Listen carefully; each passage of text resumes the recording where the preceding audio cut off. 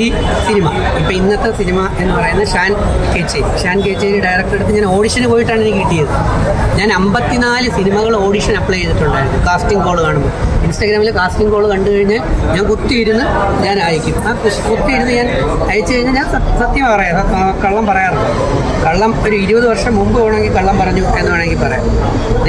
ഇതിൽ ഞാൻ കാസ്റ്റിംഗ് എന്ന് അയച്ചതാ.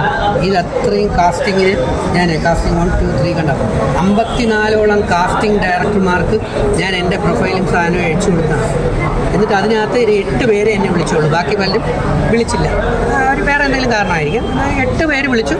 അവരോട് പറഞ്ഞു അതിൽ 4 പേരുടെ പടം തരാമെന്ന്, 8 പേരും തരാമെന്ന് പറഞ്ഞിട്ടുണ്ട്. അതിൽ 4 പേരുടേത് പൂജകൾ വരുന്നു. അതിലൊരു പൂജയാണ് ഇപ്പം ഞാൻ ബിപിൻ നമ്പ്യാരുടെ പടം കോഴിക്കോട് പൂജയിൽ അറ്റൻഡ് ചെയ്ത്. ഇതിപ്പോൾ ഷാൻ കേച്ചേരിയുടേത് ഇദ്ദേഹം എന്നെ ചോദ്യങ്ങൾ ചെയ്തു. 4 ചോദ്യങ്ങളാണ് ഇദ്ദേഹം എന്നോട് ചോദിച്ചത്.